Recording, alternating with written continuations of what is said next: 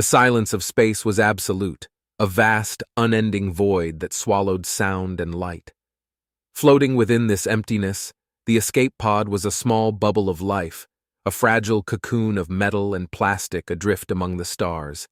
Inside, the starship cook, a man in his mid-30s with a sturdy build and an expressive face, went about his routine with a determination that bordered on ritual. 8 days had passed since the explosion. 8 days since the captain's voice, calm but urgent, had ordered the crew to abandon ship. The cook had barely made it to the escape pod in time, the blast doors sealing shut just as the starship's hull ruptured in a brilliant, deadly flare of light. Now, he was alone, his only companions the hum of the pod's life support systems and the flickering red light of the emergency beacon.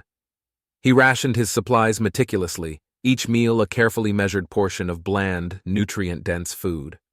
Water was sipped sparingly, each drop a precious resource. Despite the growing gnaw of hunger and the dry rasp of thirst, he maintained a veneer of optimism. After all, rescue was surely on its way. It was just a matter of time. To keep his spirits up, he allowed himself brief moments of reflection, memories of a life that seemed so distant now. His thoughts often drifted back to his time on the starship, where he had served as head cook for the past 3 years. The galley had been his domain, a place of warmth and laughter amidst the cold, sterile environment of the ship. He could almost smell the rich aroma of his famous beef stew, a dish that had won the hearts and stomachs of the crew. He remembered the long hours spent chopping vegetables, stirring pots, and perfecting recipes. Cooking had always been his passion, a way to bring comfort and joy to those around him. On the starship, it had also been a way to maintain a sense of normalcy and home. His mind wandered to the friendships he had forged in the galley, the camaraderie that had made the endless days of space travel bearable. There was Chief Engineer Sam, with his quick wit and endless appetite, who had become a close friend. Sam had often lingered in the galley, sharing stories and jokes while the cook prepared meals. And then there was Lieutenant Maria, whose stern demeanor had hidden a kind heart and a deep appreciation for fine cuisine. She had always made a point to thank him personally after every meal, a small gesture that had meant the world to him. His thoughts turned to his family, far away on Earth.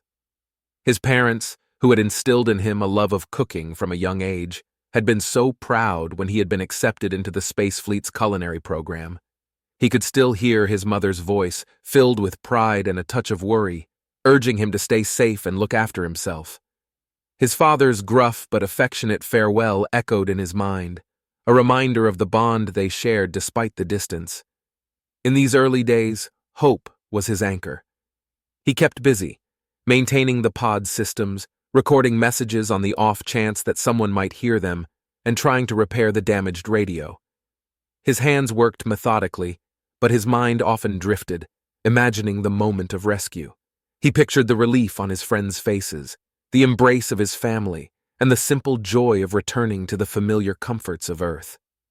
Yet, as the days stretched on, a shadow of doubt began to creep into his thoughts. The silence was oppressive, a constant reminder of his isolation. Each failed attempt to fix the radio chipped away at his optimism, but he pushed these thoughts aside, clinging to the belief that rescue was imminent. The cook's resilience was remarkable, his ability to find light in the darkest of times a reflection of his character. As he floated in the tiny pod, surrounded by the infinite expanse of space, he held on to the memories of better days, drawing strength from the life he had lived and the people he loved. For now, hope was enough to sustain him.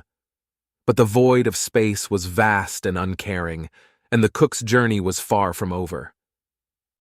By day 14, the cook's once carefully maintained routine had begun to unravel. The escape pod, which had felt like a refuge in the immediate aftermath of the explosion, now felt like a prison. The walls seemed to close in around him, the small space stifling and oppressive. He had counted each day meticulously, but now they blurred together in an indistinguishable haze.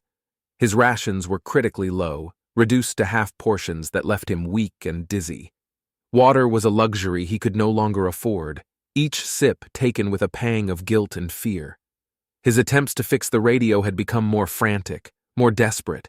He had tried everything he could think of, using makeshift tools and whatever components he could salvage. But each time, the silence on the other end had greeted him, a cold reminder of his isolation. The once sturdy, reliable man was now a shadow of his former self, his eyes sunken and hollow, his movements slow and lethargic. The cook's reflections had turned darker. He no longer reminisced about the joys of cooking or the warmth of friendships. Instead, his mind dwelled on the moments of tension and conflict on the starship. He remembered the arguments with the ship's quartermaster over ration allocations, the stress of long voyages, and the ever-present danger of space travel. The explosion replayed in his mind, a relentless loop of terror and loss. His thoughts of family, once a source of comfort, now brought only pain. He worried about his parents, imagining their grief and confusion at his disappearance. He regretted not calling them more often, not visiting more frequently.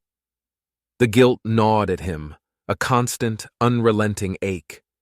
He wondered if they would ever know what had happened to him, if they would have any closure. He spoke to himself more now, his voice a weak, cracked whisper in the stillness.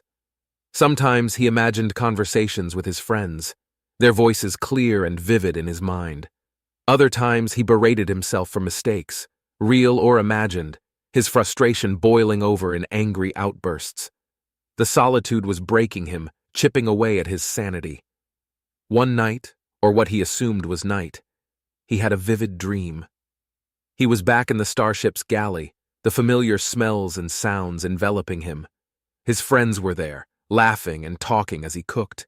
It felt so real, so tangible, that when he woke up, the harsh reality of the escape pod was almost too much to bear. He had cried then, silent tears that left him feeling emptier than before. The cook's final attempt to fix the radio came on day 15. He had spent hours, maybe even a full day, working on it, his hands trembling with exhaustion and hunger. He tried every connection, every frequency, pouring all his remaining energy into this last hope. When the radio failed to respond, emitting only a static-filled silence, something inside him snapped. In a fit of rage and despair, he smashed the radio against the pod's metal floor, the sound of it breaking echoing in the confined space. He screamed, a raw, primal sound that was swallowed by the void of space.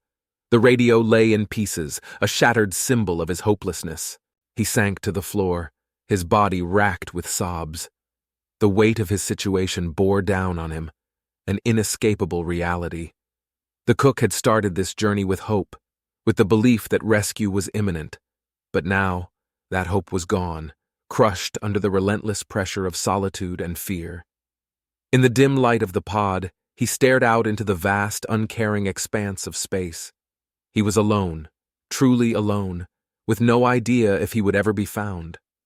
The cook's journey had led him to the brink of despair, and as he sat there, broken and defeated, the outcome of his fate remained unknown.